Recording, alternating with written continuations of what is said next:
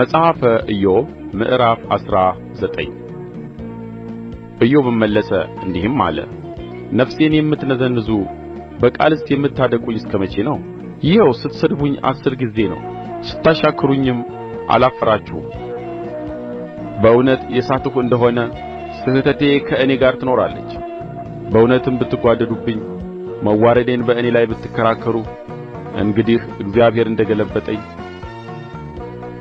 በመረቡም እንደ ከበበኝ እወቁ። እነሆ ስለ ተደረገብኝ ግፍ ብጮኽ ማንም አይመልስልኝም። አስተምቼም ብጠራ ፍርድ የለኝም። እንዳላልፍ መንገዴን ዘግቶታል፣ በጎዳናዬም ጨለማ አኑሮበታል። ክብሬን ገፈፈኝ፣ ዘውዴንም ከራሴ ላይ ወሰደ። በዚህና በዚያም አፈረሰኝ፣ እኔም ሄድሁ። ተስፋዬንም እንደ ዛፍ ነቀለው፣ ቍጣውንም አነደደብኝ፣ እንደ ጠላቱም ቈጠረኝ። ሠራዊቱ አብረው መጡ፣ መንገዳቸውንም በላዬ አዘጋጁ፣ በድንኳኔም ዙሪያ ሰፈሩ። ወንድሞቼን ከእኔ ዘንድ አራቀ፣ የሚያውቁኝም አጥብቀው ተለዩኝ። ዘመዶቼ ተቋረጡ፣ ወዳጆቼም ረሱኝ። ቤተሰቦቼና ሴቶች ባሪያዎቼ እንደ መጻተኛ ቈጠሩኝ፣ በዓይናቸውም እንደ እንግዳ ሆንሁ። ባሪያዬን ብጠራ በአፌም ባቈላምጥ አይመልስልኝም። ሚስቴን እስትንፋሴን ጠላች፣ የእናቴም ማኅፀን ልጆች ልመናዬን ጠሉ። ሕፃናቶች እንኳ አጠቁኝ፣ ብነሣም በእኔ ላይ ይናገራሉ።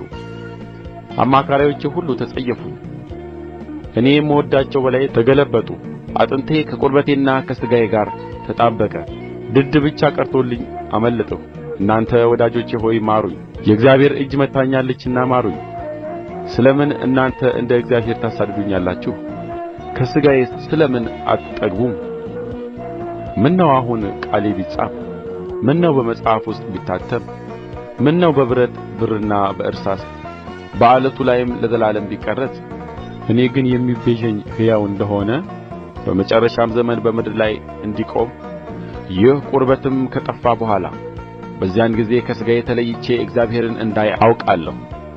እኔ ራሴ አየዋለሁ፣ ዓይኖቼም ይመለከቱታል፣ ከእኔም ሌላ አይደለም። ልቤ በመናፈቅ ዝሎአል። በእውነት እንዴት እናሳድደዋለን? የነገሩ ሥር በእርሱ ዘንድ ተገኝቶአል ብትሉ፣ ፍርድ እንዳለ ታውቁ ዘንድ ቍጣ የሰይፍን ቅጣት ያመጣልና ከሰይፍ ፍሩ።